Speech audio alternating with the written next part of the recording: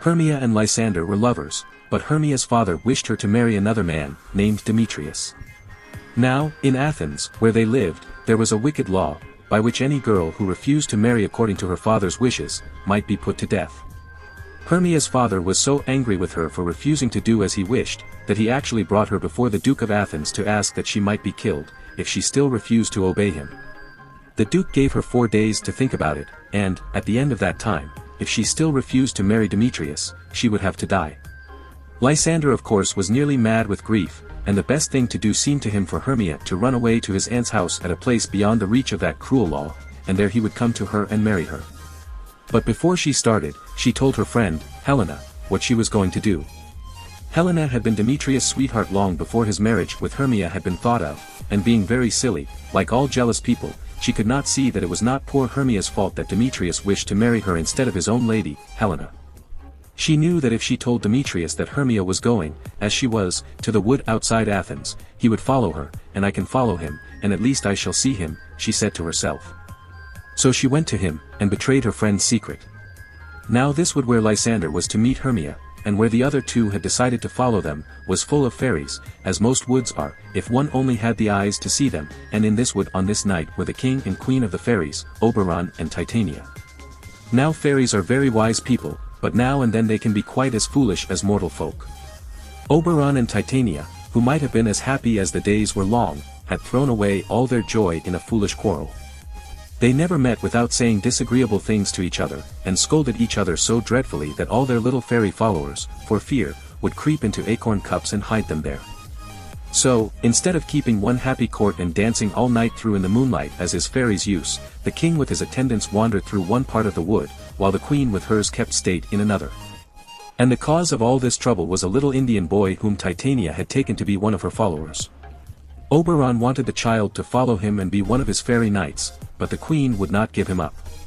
On this night, in a mossy moonlit glade, the king and queen of the fairies met. "Ill met by moonlight, proud Titania," said the king. "What?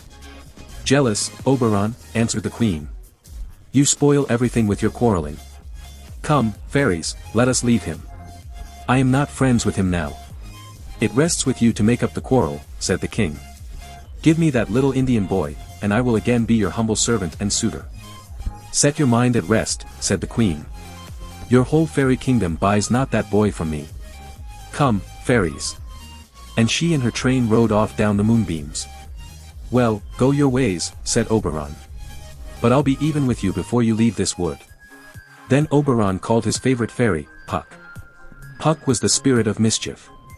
He used to slip into the dairies and take the cream away, and get into the churn so that the butter would not come, and turn the beer sour, and lead people out of their way on dark nights and then laugh at them, and tumble people's stools from under them when they were going to sit down, and upset their hot ale over their chins when they were going to drink. "Now," said Oberon to this little sprite, "fetch me the flower called love in idleness. The juice of that little purple flower laid on the eyes of those who sleep will make them, when they wake, to love the first thing they see. I will put some of the juice of that flower on my Titania's eyes, and when she wakes she will love the first thing she sees, were it lion, bear, or wolf, or bull, or meddling monkey, or a busy ape." While Puck was gone, Demetrius passed through the glade followed by poor Helena, and still she told him how she loved him and reminded him of all his promises, and still he told her that he did not and could not love her, and that his promises were nothing. Oberon was sorry for poor Helena, and when Puck returned with the flower, he bade him follow Demetrius and put some of the juice on his eyes, so that he might love Helena when he woke and looked on her, as much as she loved him. So Puck set off, and wandering through the wood found, not Demetrius, but Lysander, on whose eyes he put the juice, but when Lysander woke, he saw not his own Hermia, but Helena, who was walking through the wood looking for the cruel Demetrius, and directly he saw her he loved her and left his own lady, under the spell of the purple flower. When Hermia woke she found Lysander gone, and wandered about the wood trying to find him. Puck went back and told Oberon what he had done, and Oberon soon found that he had made a mistake, and set about looking for Demetrius, and having found him, put some of the juice on his eyes. And the first thing Demetrius saw when he woke was also Helena.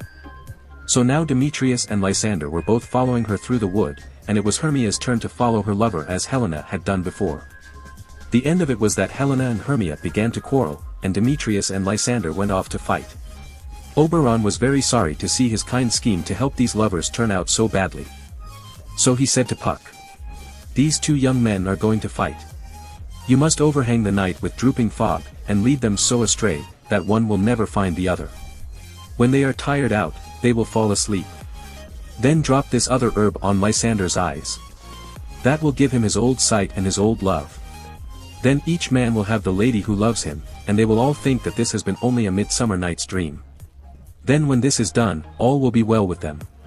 So Puck went and did as he was told, and when the two had fallen asleep without meeting each other, Puck poured the juice on Lysander's eyes, and said, "When thou wakest, thou takest true delight in the sight of thy former lady's eye.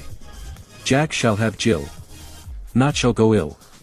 Meanwhile Oberon found Titania asleep on a bank where grew wild thyme, oxlips, and violets, and woodbine, musk roses and eglantine. There Titania always slept a part of the night, wrapped in the enameled skin of a snake. Oberon stooped over her and laid the juice on her eyes, saying, "What thou sayest when thou wake, do it for thy true love take." Now, it happened that when Titania woke the first thing she saw was a stupid clown, one of a party of players who had come out into the wood to rehearse their play. This clown had met with Puck, who had clapped an ass's head on his shoulder so that it looked as if it grew there. Directly Titania woke and saw this dreadful monster, she said, "What angel is this? Are you as wise as you are beautiful?" "If I am wise enough to find my way out of this wood, that's enough for me," said the foolish clown.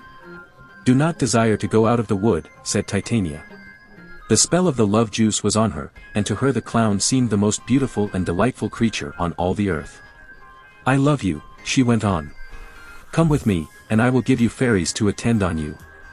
So she called 4 fairies, whose names were Peaseblossom, Cobweb, Moth, and Mustard Seed. "You must attend this gentleman," said the queen. "Feed him with apricots and dewberries, purple grapes, green figs, and mulberries. Steal honey bags for him from the bumblebees, and with the wings of painted butterflies fan the moonbeams from his sleeping eyes." "I will," said one of the fairies, and all the others said, "I will." "Now, sit down with me," said the queen to the clown, "and let me stroke your dear cheeks, and stick musk roses in your smooth, sleek head, and kiss your fair large ears, my gentle joy." "Where's Peaseblossom?" asked the clown with the ass's head. He did not care much about the queen's affection, but he was very proud of having fairies to wait on him. "Ready," said Peaseblossom. "Scratch my head, Peaseblossom," said the clown. "Where's Cobweb?" "Ready," said Cobweb. "Kill me," said the clown, "the red bumblebee on the top of the thistle yonder, and bring me the honey bag." "Where's Mustard Seed?" "Ready," said Mustard Seed. "Oh, I want nothing," said the clown. "Only just help Cobweb to scratch. I must go to the barber's, for methinks I am marvelous hairy about the face." "Would you like anything to eat?" said the fairy queen. "I should like some good dry oats," said the clown, for his donkey's head made him desire donkey's food and some hay to follow. "Shall some of my fairies fetch you new nuts from the squirrel's house?" asked the queen. "I'd rather have a handful or 2 of good dried peas," said the clown. "But please don't let any of your people disturb me, I am going to sleep." Then said the queen, "And I will win thee in my arms." And so when Oberon came along he found his beautiful queen lavishing kisses and endearments on a clown with a donkey's head. And before he released her from the enchantment, he persuaded her to give him the little Indian boy he so much desired to have. Then he took pity on her, and threw some juice of the disenchanting flower on her pretty eyes, and then in a moment she saw plainly the donkey-headed clown she had been loving, and knew how foolish she had been. Oberon took off the ass's head from the clown, and left him to finish his sleep with his own silly head lying on the thyme and violets. Thus all was made plain and straight again. Oberon and Titania loved each other more than ever. Demetrius thought of no one but Helena, and Helena had never had any thought of anyone but Demetrius. As for Hermia and Lysander, they were as loving a couple as you could meet in a day's march, even through a fairy wood. So the 4 mortal lovers went back to Athens and were married, and the fairy king and queen live happily together in that very wood at this very day.